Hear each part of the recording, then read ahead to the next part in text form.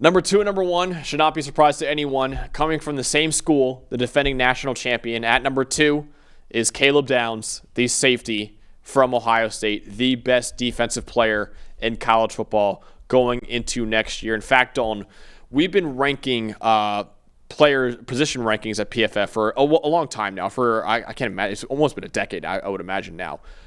There have only been 4 players ever who have been the number 1 player at their position for multiple years in our rankings, in our offseason rankings. Trevor Lawrence, Derek Stingley Jr., Brock Bowers, and Caleb Downs. All 3 of those guys so far are top 15 picks. Caleb Downs, even though he plays safety, and we've seen time and time again, like Kyle Hamilton, like Malachi Starks, they go lower than expected. Caleb Downs should be a top 5, top 10 pick in the draft. And I would argue right now, Dalton, he is the best prospect in the 2026 NFL draft. I agree with that. Positional value be damned. I think he's the best player right now in the 2026 class. The football IQ has jumped out at me and listen, this isn't a guy who had like a nice true freshman year at Bowling Green and then moved up to Ohio State or something like that. Great freshman year at Alabama under Nick Saban. Yep. Great sophomore year that led Ohio State to a national title this past year. And he really, when you watch what Jim Knowles did with him last year, and we'll see what Matt Patricia can do with him this year as their DC, the number of different roles, you can put him anywhere. Like, he's listed as a safety. Yes, he's a safety, but there was times when he was kind of playing their de facto middle linebacker, 8-9 yards off the line of scrimmage. They're making huge adjustments to their defense, but the key to it all is the versatility of Downs and his ability to play anywhere on the field. I think you mentioned it right. When you talk about there's good safeties, and then there's safety prospects on the level of Kyle Hamilton, Derwin James, Malachi Starks was just about there, got into the first round. Eric Berry.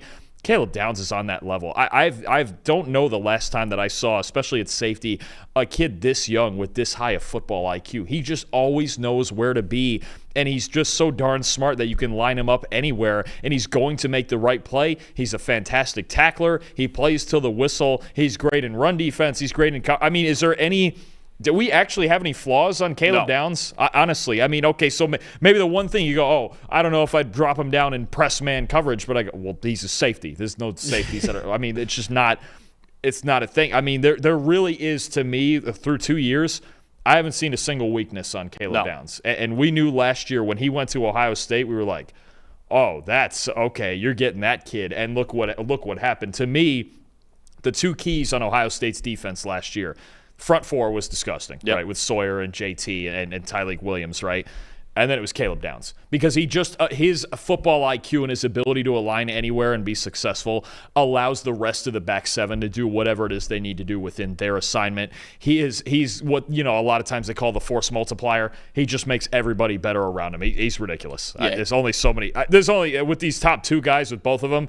There's only so many things we can say about him because Downs to me is flawless. Yep, he really is. He was a first-team All-American for PFF as a true freshman at Alabama and a first-team All-American for PFF as a true sophomore at Ohio State. Over those last 2 years, he's the most valuable safety in college football, according to our Wisdom of Average metric. 91.7 PFF grade, second among all safeties over the last 2 years. 91.2 coverage grade, third among all safeties over the last 2 years. And mentioned the run defense.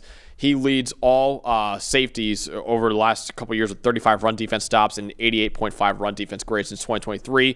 Can thrive at free safety, slot corner, or in the box, and he's a dynamic punt returner as well. Yeah, that punt return touchdown against Indiana.